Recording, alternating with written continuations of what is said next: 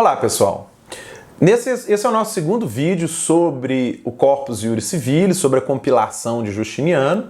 No primeiro nós tratamos uma bibliografia que está aqui do meu lado, e agora eu vou tentar resumir nesse vídeo alguns aspectos relevantes dessa obra, um pouquinho da sua história e um pouquinho da estrutura também dessa que é a principal fonte de estudo do direito romano que a gente tem até hoje.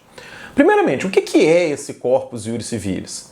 O Corpus Juris Civilis, ele é a coleção de constituições imperiais, ele é tanto antigas quanto da época de Justiniano, tá? Ele é a compilação aqui no digesto do conhecimento dos juristas, dos grandes juristas romanos, e ele também é composto por um curso de direito romano. Então ele tem 4 partes essenciais. As constituições imperiais, né? Quer dizer, o imperador romano, já na época do Principado e do Dominato, o imperador romano ele tinha um recurso legislativo que se chamava Constituição Imperial. E essa Constituição Imperial era uma lei, né, no sentido que a gente tem hoje, uma lei formal, com regras, com normas, produzida pelo imperador, e o imperador legislava efetivamente os imperadores, né? E essas normas, esses textos legais, ganharam o nome de Constituições Imperiais. Então, uma parte do Corpus Juris Civilis é a compilação das Constituições Imperiais até a época de Justiniano. Uma outra parte, que fica conhecida como Codex. Uma outra parte super importante que a gente já mencionou é o digesto ou pandectas, que é a compilação das opiniões e pareceres e estudos jurídicos dos grandes juristas clássicos romanos. Uma terceira parte, Justiniano também se encarregou de uma reforma do ensino e da cultura jurídica no Império Romano do Oriente, que fica conhecido como Institutas. Ela é baseada nas Institutas de Gaio, um jurista que viveu 400 anos antes dessa época, que eu vou falar ainda qual é, e ele faz um curso de direito romano, e por fim, as novas constituições de Justiniano são juntadas nessa compilação num último livro chamado Novelas, né? Novela no sentido de novidade.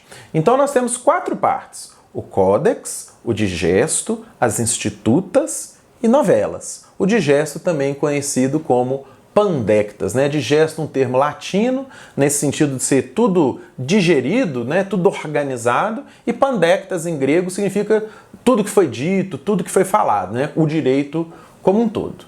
Mas, em primeiro lugar, quem que foi Justiniano? Justiniano foi imperador romano do Oriente.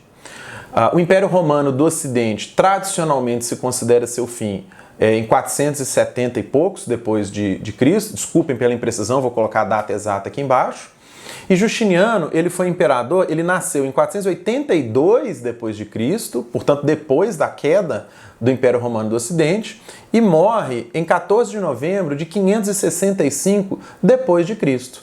Então ele é imperador romano do Oriente e conta a história que Justiniano valorizava muito a religião e o direito, né? O Império Bizantino já era o Império Cristão, aí a gente para de falar Império Romano do Oriente, começa a falar Império Bizantino, e essa valorização que Justiniano dava à religião e ao direito fez com que ele tivesse várias intervenções na doutrina religiosa, nas primeiras doutrinas religiosas do cristianismo da época dele, assim como ele visse como uma missão dele organizar o direito romano. Ele se via como legatário da grande tradição do Império Romano. E um dos seus sonhos, uma das suas ambições era de reconstruir a glória do Império Romano, que havia sido perdida, uma vez que o Ocidente foi conquistado, né? E fazia parte dessa missão reorganizar todo o direito romano. Então, Justiniano, e aqui eu vou mostrar para vocês no livro que eu já mencionei, do conselheiro Vasconcelos, Justiniano, no ano 530, né, 15 de dezembro do ano 530 depois de Cristo, ele promulga uma constituição chamada Constituição Deo Auctore. Ela é pequena, ela tem aqui 3 páginas e ela é dividida em 14 parágrafos. Ela tem um caput, né, como se fosse um ementa, algo do tipo, e depois ela tem 14 parágrafos, no qual ela ordena a organização, a compilação do direito romano. A gente tem que entender que isso não foi assim um belo dia Justiniano acordou e resolveu fazer isso. Já havia no Império Romano tardio, né, no Dominato, tentativas de compilação do direito romano até então. A gente tem que entender que o acesso às fontes formais para eles, né, na época deles, do direito romano, ele era bastante difícil. Então, não é como a gente pensa hoje, que a gente precisa desconhecer uma lei, a gente entra aqui na internet, joga no Google, e aí a gente acessa o STF, acessa o Planalto, acessa o Jus Brasil, e ali a gente tem o texto completo da lei de limpeza urbana de Caxias do Sul. Não era assim, né? Então nós vivemos numa sociedade sem imprensa, uma sociedade, imprensa no sentido não de jornal, né, mas imprensa mecânica mesmo, né, de imprimir livros. A gente vive numa sociedade que a imensa maioria, a gente está falando de uma sociedade que a imensa maioria da população era analfabeta. Então, o próprio acesso, não havia diário oficial, né? Então o próprio acesso a essas constituições imperiais, o próprio acesso aos trabalhos e obras dos juristas, enfim, o acesso ao conhecimento jurídico, ele era difícil.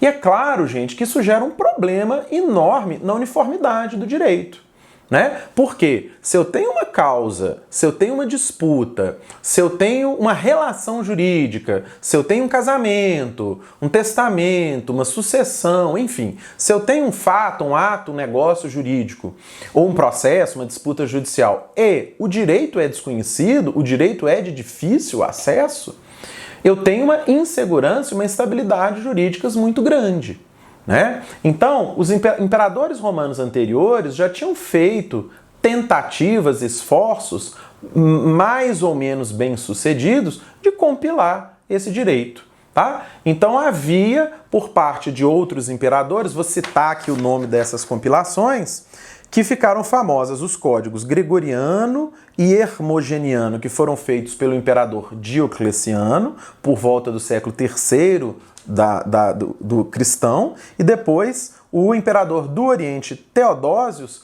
promoveu uma compilação das constituições chamada Codex Theodosianus. Então foram sínteses ali de constituições imperiais em que havia não necessariamente um esforço histórico de registrar aquilo, mas um esforço de compilar o direito. Falar assim, olha, nós vamos distribuir cópias disso aqui pelo Império, ali num livro de fácil acesso, como se fosse um vademecum, né? Um livro ali de fácil acesso que os juristas pudessem utilizar. O que acontece? Justiniano, quando, por volta aqui, ó, do ano de 530 é o Del Auctore, mas por volta dessa época, e um pouquinho antes, ele já começa a sentir essa necessidade e já começa a dar ordens para que haja compilações e para que haja uma organização do direito, das fontes do direito e do material jurídico que estava ali perdido ou que estava de difícil acesso. Então, para sintetizar o trabalho que foi feito, né, não vou ficar aqui preocupado em detalhar quais que são as várias versões, qual que foi o trabalho de cada comissão, porque eu vou deixar um texto aqui de referência para vocês, onde vocês vão poder ler isso em detalhe, mas comissões de juristas que foram comandadas por juristas diferentes, mas o que fica famoso e entra para a história é um jurista chamado Triboniano, elas ficam encarregadas de fazer essas compilações. Então, como eu já havia mencionado, elas começam com uma compilação, com compilações das constituições imperiais. Então, a primeira compilação que é feita é das compilações imperiais, até que essa Constituição de 530, Del Auctore, manda que seja feita a compilação de toda a sapiência jurídica até então. Então, essencialmente, o que esses juristas fazem? Esses juristas vão acessar as fontes do que hoje a gente chama de doutrina, quer dizer, vão acessar ali os livros e as obras dos juristas da época clássica e vão resumir, vão transcrever, vão organizar as obras daqueles juristas. E assim, existe uma longuíssima e complicadíssima discussão, tá? Que nós não merecemos entrar nela aqui, sobre se eles copiaram, se eles editaram, se há acréscimos desta comissão ao trabalho desses juristas. Isso ficou conhecido como discussão das interpolações, né? O que é do texto original, o que não é, enfim. Muito disso a gente nunca vai saber, na verdade, porque as obras desses outros juristas elas não chegaram até nós. Então, se a gente pega ali no texto do Digesto um trecho dizendo que Ulpiano falou isso no livro tal, a gente muitas vezes não tem aquele livro, né, para a gente poder confrontar e ver se ele falou aquilo ali mesmo. O que é muito interessante desse digesto é que cerca de 70% desse digesto ele é baseado na obra de poucos juristas.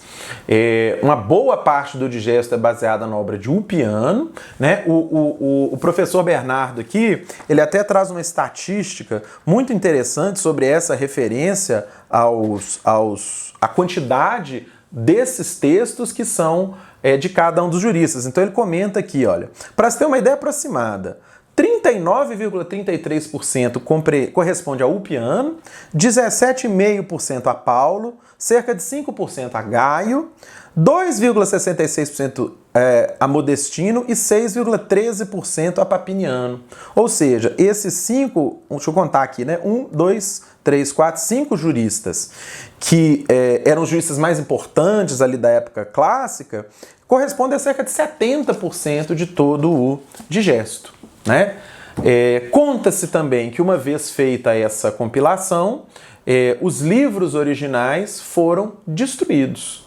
Então, isso é um exemplo, talvez, da autoridade ali do imperador de falar assim, olha, vamos compilar isso aqui tudo, vamos fazer cópias disso tudo, vamos tentar uniformizar isso aqui, solucionar contradições, trazer isso para os dias dele, né, para a época dele, e depois, para acabar com a confusão e eu chancelar com a minha autoridade de imperador, nós vamos destruir os outros livros para que a única fonte autorizada ou com a autoridade do conhecimento doutrinário seja essa que a gente aqui conseguiu compilar. E efetivamente essa segunda comissão que faz o digesto, ela num tempo muito curto, em cerca de 3 anos, ela consegue fazer essa compilação.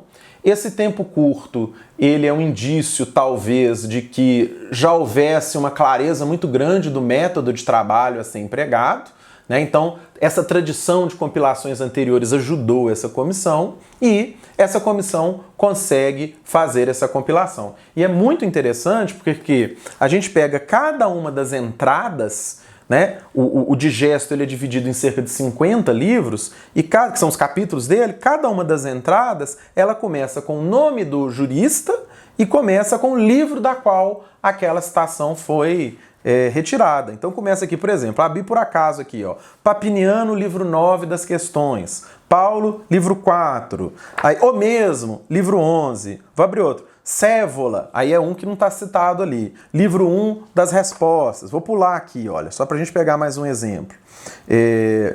Gaio, livro 10, ao Édito Providencial. Provincial, desculpem.